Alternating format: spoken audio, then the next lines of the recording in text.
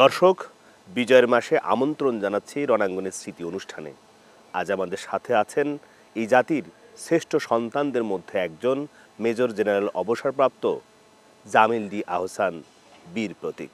Sir, আপনাকে স্বাগত এই রণাঙ্গনের স্মৃতি অনুষ্ঠানে।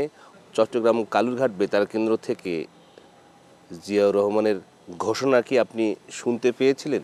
গর্বের সাথে বলবো, আমি নিজের কানে শুনেছি এবং আমি তখন ঢাকায় ছিলাম। যেটা বলেছে, I major Zia declare the independence of Bangladesh. পুরা দেশবাসী কিন্তু তখন একটা আস্থা পেল যে না, যুদ্ধ হচ্ছে, প্রতিরোধ হচ্ছে। এটা বড় একটা কাজে দিয়েছে আমি বলবো।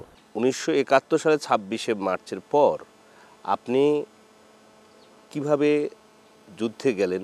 মের প্রথম দিকে আমরা ঢাকা থেকে বেরিয়ে যাওয়ার সিদ্ধান্ত নিলাম। আমরা 5 জন ঢাকা থেকে সকালবেলা বেরিয়ে বিআরটিসি বাসে করে কুমিল্লা চান্দিনা পার হলাম।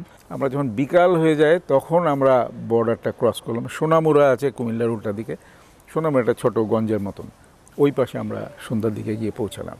ওখানে মেজর খালেদ মোশাররফের সাথে দেখা হলো। তারপরে মেজর নুরুল ইসলাম শিশু, পরে যিনি মেজর জেনারেল হয়েছিলেন, আর ক্যাপ্টেন শাহাবুদ্দিন যিনি পিআইয়ের পাইলট ছিলেন, বীর উত্তম, উনি ওখানে ছিলেন। We said we want to fight sir. উনি আমাদের এক সময় বললেন, হোয়াই হ্যাভ ইউ কাম? আমি বললাম, sir we want to fight for the country. উনি কিছুক্ষণ তাকিয়ে বললেন, but young man, in exchange I can give you only death. তখন আমরা বললাম, sir even then sir we want to fight. উনি কিছুক্ষণ তাকিয়ে থেকে বললেন, okay, go back to your college, get back your things, join me. গভীর রাতে গিয়ে আমরা পৌঁছালাম। আপনারা মেলাঘরের নাম শুনেছেন, সেক্টর 2 হেডকোয়ার্টার। আমি সবসময় বলি এটা মুক্তিযুদ্ধের একটা তীর্থপীঠ।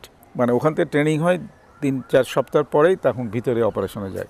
ওইখান থেকে আমরা ভিতরে গিয়ে চা বাগানের ভিতরে পাকিস্তানি আর্মির সাথে আমরা যুদ্ধ করেছি, অ্যাম্বুশ করেছি, আমাদের রেইড করেছি ওদের ক্যাম্পে।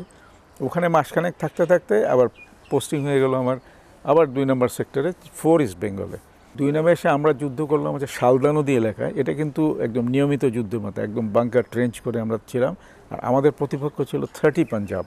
শালদা নদীর যে রেলওয়ে স্টেশন আছে, এটা বর্ডারের কাছে। এটা কিন্তু আগস্ট মাস থেকে এই রেল লাইন কিন্তু আর পাকিস্তানরা ব্যবহার করতে পারে না, কিন্তু এটা আমাদের দখলে ছিল। এটা একটা স্ট্র্যাটেজিক ইম্পর্টেন্ট জায়গা ছিল এবং যার ফলে পাকিস্তানিরা এখানে একটা ব্যাটালিয়ন লাগিয়েছিল এবং এয়ার অ্যাটাকও করেছে আমাদের উপরে। যুদ্ধ যেটা হয় নভেম্বরের 14 তারিখে। আমার কোম্পানিটা মেইন ছিল, চার্লি কোম্পানি বলে। আমার বাম পাশে ছিল ওই যে লেফটেন্যান্ট মমতাজ, ওর একটা কোম্পানি। বাম পাশে ছিল আমাদের আরেক কোর্সমেট হাশমি মুস্তফা কামাল।